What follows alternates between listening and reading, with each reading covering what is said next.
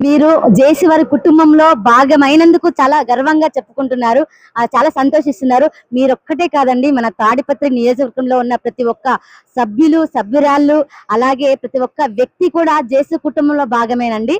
చాలా చక్కగా చెప్పారు. అయితే నేను మీ పర్సనల్ విషయం ఒకటి అడగాలనుకుంటున్నాను. గత 2019లో 2019లోనేనండి?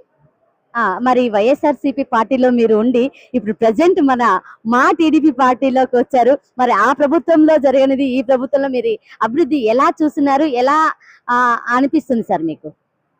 నేను ముందు నుంచి ఒక 32 ఇయర్స్ నుంచి ఒక కుటుంబానికి పనిచేశాను. కానీ ఆ కుటుంబంలో నికృష్ట రాజకీయాలకు అల్లిగి వేసారి నేను ఈయన దగ్గరికి వచ్చాను. ఈయన ఒక కుటుంబ సభ్యునిగా చూస్తాడు ప్రతి ఒక్క కార్యకర్త, కానీ కార్యకర్త మాదిరి ఎవరిని చూడడు. కుటుంబ సభ్యుని మాదిరే చూస్తారు. ప్రతి ఒక్క కార్యకర్త జేసీ కుటుంబంలో ఒక సభ్యునిగా పలకరింపులు అవన్నీ ఉంటాయి.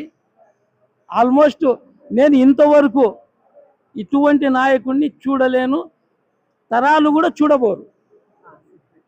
బెస్ట్ లీడర్ నాయకుడు అంటే ఏ విధంగా ఉండాలా అంటే జేసీ ప్రభాకర్ రెడ్డి అన్నగారి మాదిరి ఉండాలా, పలకరింపులో మన ఎమ్మెల్యే గారు జేసీ అస్మిత్ రెడ్డి గారి మాదిరి ఉండాలి.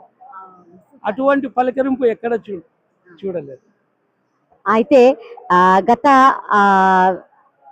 గత దినాల్లో వేరే పార్టీలో ఉండి మరి ఇప్పుడైతే మన టీడీపీ పార్టీలోకి అడుగు పెట్టినట్టు ముందే వచ్చారు.